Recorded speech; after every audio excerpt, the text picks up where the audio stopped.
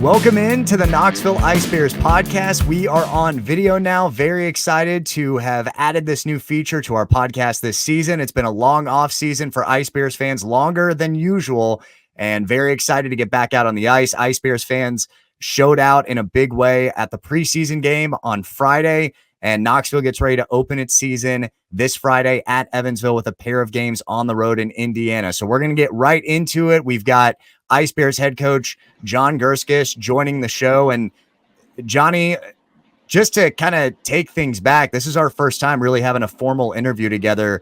You were just hired in June. First of all, thanks for the time. But what have the last 5 months been like for you, just going through the interview process, being hired, getting acclimated to Knoxville, training camp, everything? What has it been like over the last several months? You know what? It's funny you said 5 months because it seems like it's been 5 days. It's flown by, and I mean that in a good way. But from day one, when I flew down here for the interview and was announced by the organization, it's just been a breath of fresh air. I spent so much time here as a visiting player, and now to be on the home side and to put a team together and then behind the bench for our exhibition game, and just to feel that electric atmosphere that I was a part of for so many years. It was a special moment for sure. And take us through training camp. You've had a little bit of time now to kind of put this team together. Obviously, some of the signings that were highlighted, you had some key returners, guys that were featured in that preseason game on Friday. But in terms of assembling this roster, what was kind of your mindset from an X's and O's standpoint with the team that you wanted to put together? You know what? At this level, I mean, the landscape has changed quite a bit from when I was a player in the SP to where it is now. It's very much a developmental league where, a lot of the guys are still chasing the dream, so to speak. And you want to be, aware of that during the recruiting process. You obviously want guys that are motivated and want to get to the next level, but you also want to supplement that with guys with that are on the back end of their career, that have already played at a higher level, and now they're just chasing the championship at the SP level. So with that in mind, I tried to treat it like a puzzle, and every player is a piece of that puzzle. And hopefully once we start playing in the regular season, it'll come to fruition. What's been your biggest takeaway from the past week and a half or so of practice, now that you've had an opportunity you got through free agent camp, you've had training camp, you've had a preseason game? What's been your biggest takeaway about the roster that you have as of now? I think just a high level of compete. Granted, I kind of, purposely did that.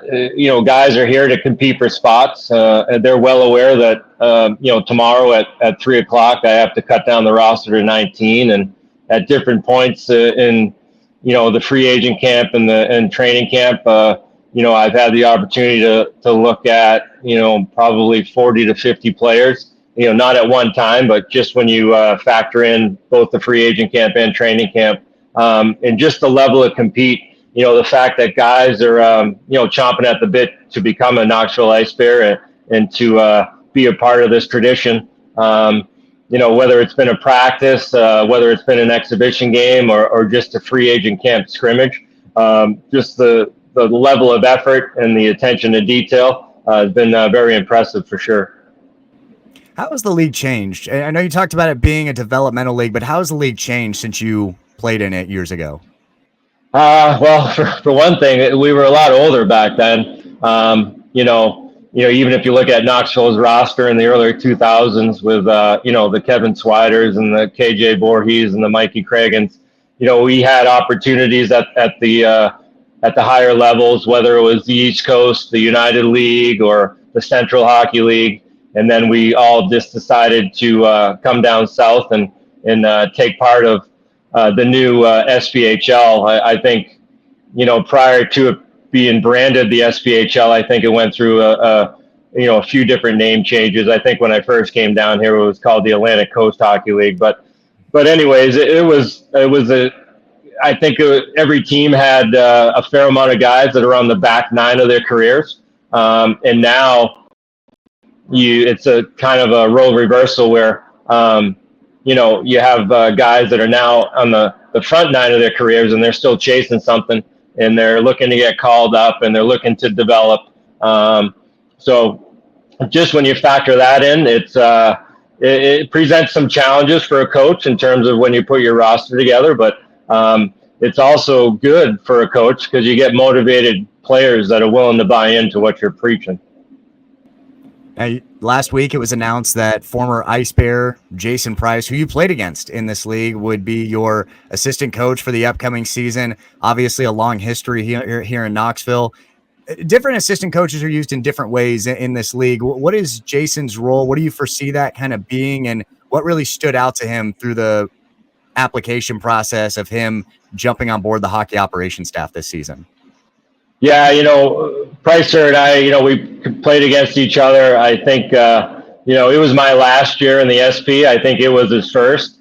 And the fact that he's been able to play this long is honestly, I can't imagine. But it just goes to show you what type of person he is and the passion he has for the game of hockey. And it was a no-brainer for him to come on board with me. From my standpoint, I think the most difficult thing for him is just coming to the realization that, his career was over and that it was time to get behind the bench. I didn't want to force him into that decision. I allowed him to take some time with it, really talk it over with his family and really come to grips with, hanging up the skates one last time and picking up a whistle. But from my standpoint, I'm so happy to have him. It's a guy that, was defenseman of the year 3 years ago. He's going to be running my D-corps. He knows the nuances of the league, playing over almost 1,000 games at this level.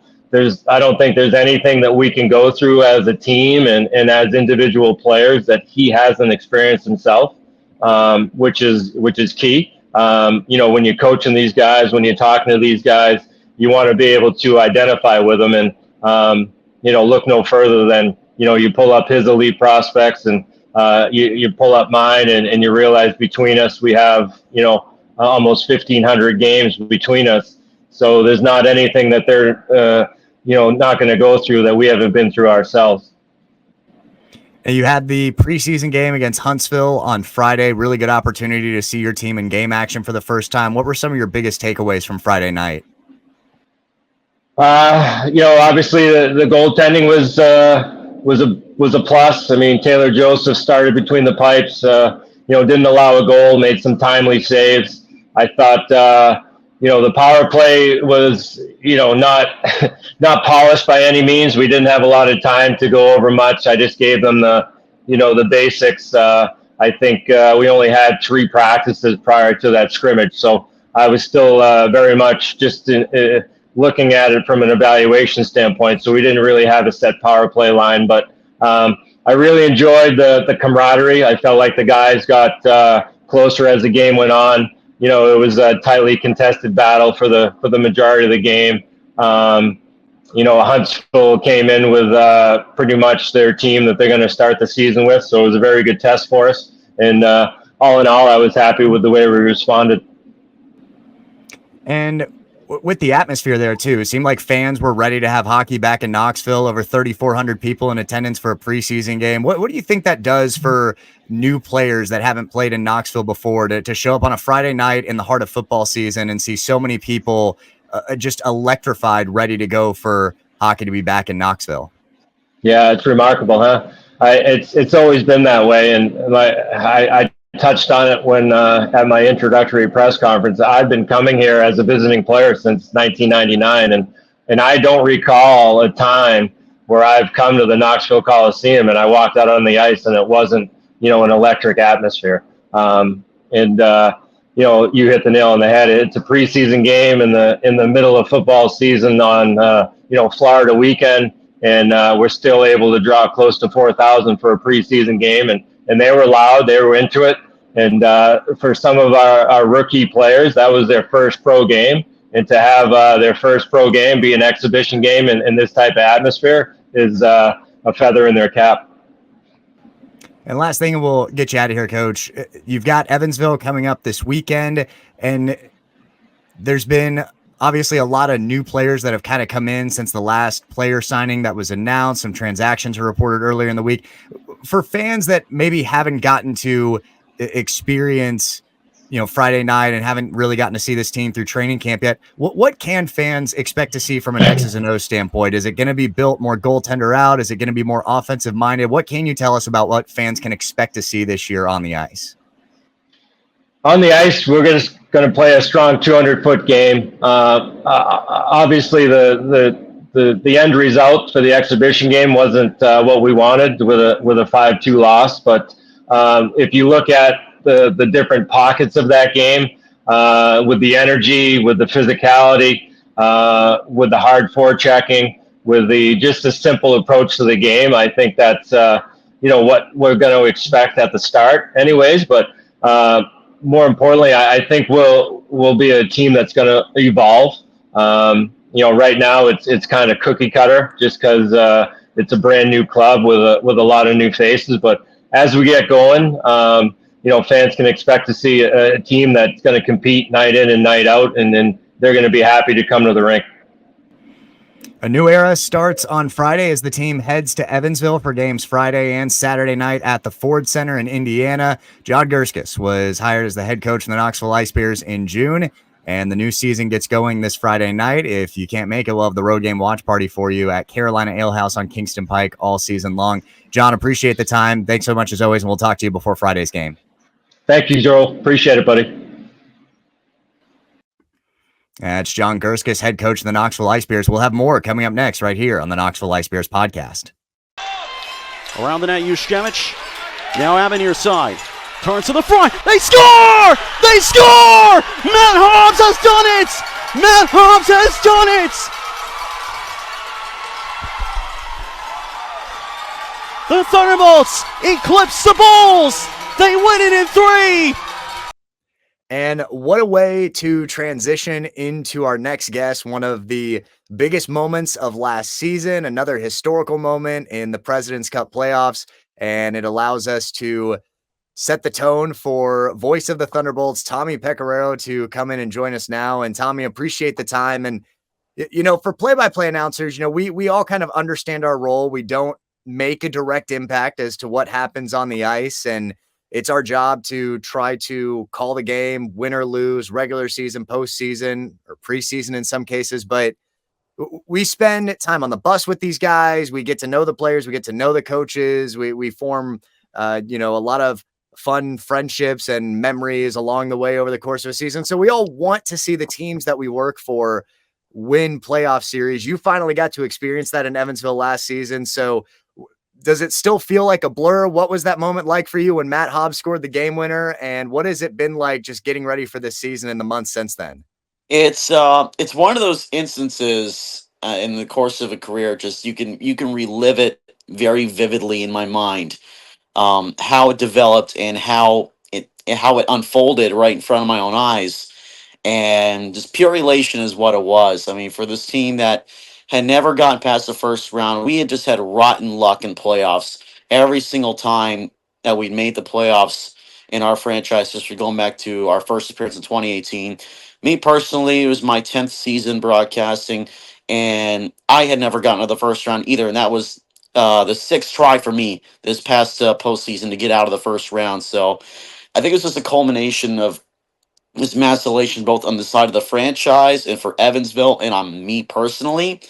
And it was just so fitting that it was Hobbs that was the one that scored the winning goal, was waived by Birmingham a couple years before, went to us, we picked him up, and wasn't directly a homegrown talent of ours, but he really developed over the past couple seasons with us and really culminated into one of our best players over the past season. And it was just so fitting that he was the one to get it. So just it was a perfect moment, to say the least. And now in the months since then, a couple of pieces from that team last year have opted to go overseas. Cole Ceci signed in the ECHL, which I don't think really surprises anybody, but obviously another big part of Evansville's postseason success last year. So what has it been like for Evansville's coaching staff to rebuild a little bit, but also to establish the consistency and wanting to take that next step forward for the upcoming year? Well, I mean, losing CC definitely hurts. He was a very good pickup around Thanksgiving this past season, made a big impact. Ty Taylor as well was another goaltender that really was strong between the pipes for us last season. Both at this time are currently in the ECHL. We'll see how things go. Hopefully they stay up in the ECHL. If not, certainly it would be nice to see him back down here. Either way, we got a couple really good goaltenders that we brought in over the offseason, Jonah Capriati and Dyson Skinner. Very excited to see how those two do in the coming weeks as we get going for the season against you guys and afterward. But we got a good returning core otherwise. I mean, just to name a few guys, Matt Hobbs, who's such a perfect pick for captain. Lincoln Hatton, who really turned it on late in the season. Miles Abbott, who was a great pickup off waivers from Peoria. And that's just to name a few. We have so many returning players. So from last season, I think I counted 8 total from last season that were just in our starting camp roster this year, and that's way more than last year, which was kind of a retool year last year for us. We had a very veteran laden roster back in 2023. So the core we developed over the past year has really grown and developed and meshed together over the past year. And I think that kind of tells the story about how last year went for us. We had a really tough start to the season last year. I think we started the year somewhere about 1-9, I think is what it was. And it was a struggle. A lot of the games were close, but they just couldn't find a way to get over the hump. And things weren't looking very good to start the year. But Coach Best went to work and was patient with the younger guys. We had a lot of younger guys in the team last year, and over the course of the year, and the pickups that came along as the year went along really meshed together, really started to pick things up around the holidays. There were some more bumps along the way going through January and February. And going to March, the team was really getting a lot of confidence and they were really looking good on the ice. And we had played well against the Bulls that season. I think we just barely lost the season series 4-3.